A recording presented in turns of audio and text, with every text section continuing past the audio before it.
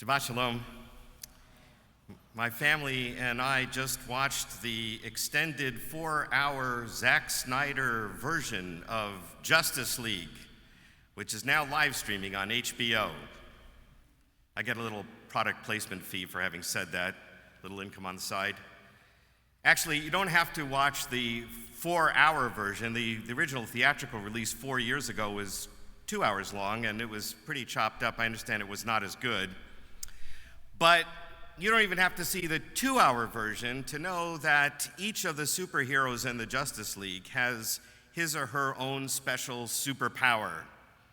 I mean, the Flash, he's really, really fast. Aquaman has an amazing power over water. And of course, he's also really, really big and super strong. Actually, it seems like most of the superheroes are super strong. Wonder Woman has a really cool truth-telling lasso, right? She lassos you and you have to tell the truth. And she has these really cool bulletproof wrist bracelets so that she can dodge bullets. Cyborg is this really cool super half-robot, half-human kind of person. And of course, Superman, well, everybody knows Superman's superpowers. In the ancient world, people who believed in many gods believed that each of the gods had a special superpower. Thor was the god of thunder and lightning. Mercury was the god of communication and finance. And Venus was the goddess of love. They even believed that some plants and animals had superpowers. Camels could survive in the desert for long periods of time, which is really curious to ancient people. How did they survive without needing water all the time? Trees, they seemed to die in the wintertime, only to be reborn and come back to life again in the spring. In the ancient Near East, in the language of Akkadian, there was a word for this kind of superpower. It was barakah. All right, full disclosure, I only know one word in Akkadian, and the only reason I know that word is because it has a Hebrew equivalent, which we all know as bracha, which means a blessing. What we call a blessing in Hebrew was originally a superpower. And that leads to tonight's question: what does it mean to bless something? Now, the English definition of blessing means something that promotes or contributes to happiness, well-being, or prosperity, or the act of invoking God's protection or aid, or the bestowal of a divine gift or favor. In Judaism, of course, God is the source of all blessings. God is the super-duper hero.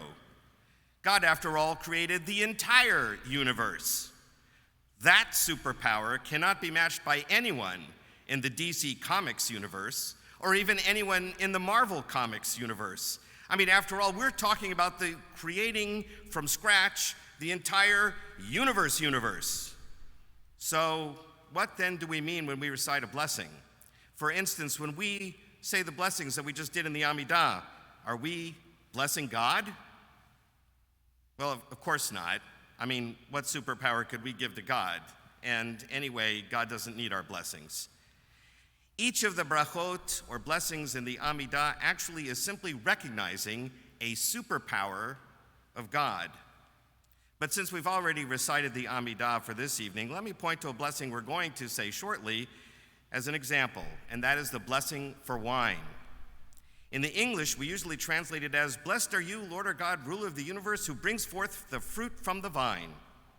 The Hebrew word baruch is translated into English here as blessed, but does not mean we're blessing you, God, with a special power. Rather, it means, God, you have this special superpower that you can make grapes grow on vines. Of course, in modern terms, we might say, through God's superpower, God ordered the universe in a way that causes fruit to grow. And by the way, also causes trees to come back to life in the spring, and all of the other things that God created in nature. We pause before we drink wine or grape juice to recognize that all of these various forms of plant and animal life on the planet are really pretty darn awesome, something we too often take for granted until there's a freeze or a drought or a flood that destroys the crops. And then we suddenly realize how amazing it is that 99% of the time, everything works so perfectly in God's created universe. Most of our blessings are acknowledging a special barakah, or a superpower of God. God brings bread out of the ground. God heals the sick. God grants wisdom to humanity, and so on. These are descriptions of God's powers. We're not giving God a blessing at all. We're recognizing God's awesomeness. Other brachot, or blessings that we recite, do ask God to bestow God's blessings on us or our family or friends. In that case, we're asking God to grant us some kind of God's power, or barakah. It's sort of like in Star Wars, to borrow a different metaphor, when someone says, "May the Force be with you."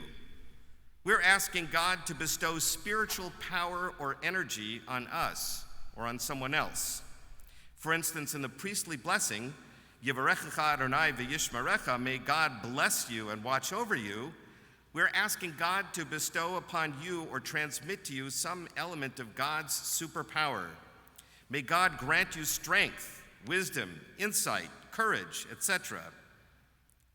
But the most important thing to remember from the Jewish point of view is that there is only one supreme super being, not a pantheon of gods, nor a group of superheroes. We mere mortals may use our God-given gifts to try to bring justice to the world, even if we do not have the superpowers of the Justice League. We may try to use our God-given human powers to bring compassion and kindness into the world. And we may seek God's guidance and support that God's superpowers might give us the strength, the inspiration, and the will to persevere in these tasks. Of course, it sure would be nice to be able to fly like Superman, or to have a lasso that compels humans to tell the truth, or to be able to run like the Flash at the speed of light. But alas, we'll have to make do with our all-too-human powers and resources. And of course, the inspiration and support we receive from the ultimate source of superpower, the Holy Eternal One. Shabbat Shalom.